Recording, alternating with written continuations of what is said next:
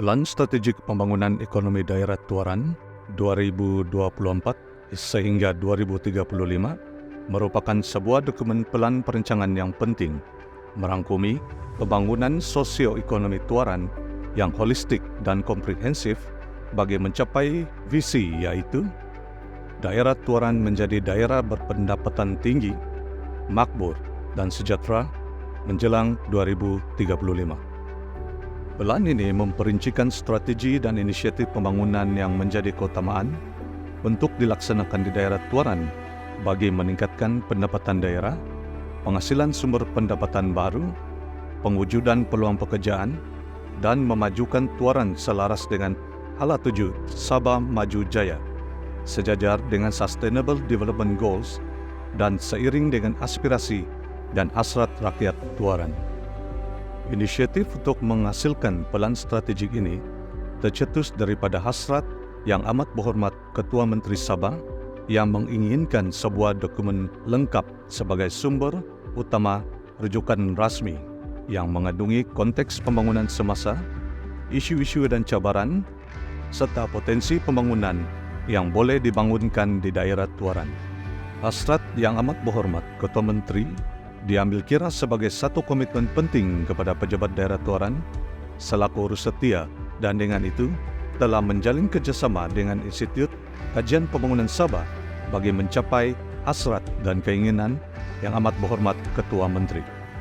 Selaku ahli Dewan Undangan Negeri N12 Sulaman, yang amat berhormat Ketua Menteri turut mengambil berat keperluan dan keinginan rakyat di kawasan Sulaman.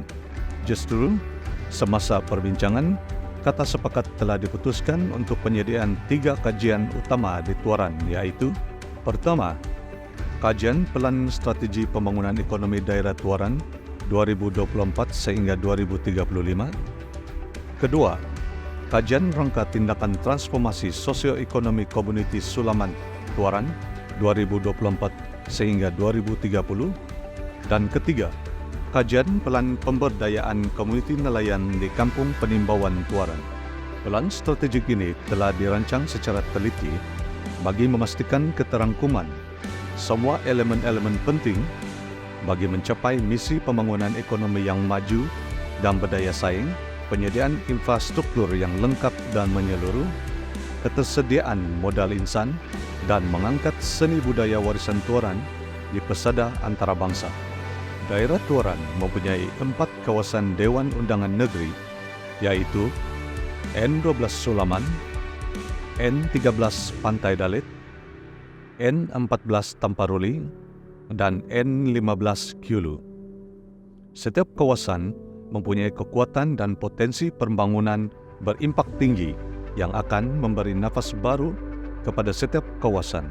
Antaranya adalah pembangunan sektor pelancongan antarabangsa, agropelancongan, pelancongan berasaskan warisan budaya, aquamarin, perkampungan nelayan tradisi, pembangunan persekitaran lumba kuda, pembinaan pangkalan udara bomba, pembangunan hub pendidikan melalui pembinaan sekolah seni, SMK Laya-Laya, dan pusat Pinta Genius di kawasan seluas 70 ekar.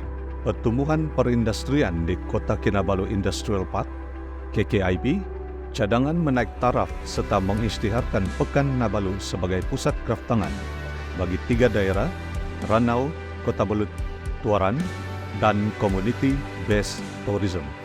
Penghasilan pelan strategik ini tepat pada masanya dengan mengambil kira kedudukan Tuaran yang strategik sebagai laluan utama Jalan Raya Pan Bonyo, pembangunan hartanah yang rancak, kegiatan ekonomi yang berkembang seperti pertanian, perikanan, penternakan, sektor pelancongan yang bernilai tinggi, aset semula jadi, dan warisan budaya yang terjaga. Kawasan perindustrian KKIP mampu mewujudkan peluang pekerjaan sekaligus meningkatkan pendapatan rakyat dan daerah serta disokong oleh infrastruktur dan kemudahan awam yang tersedia.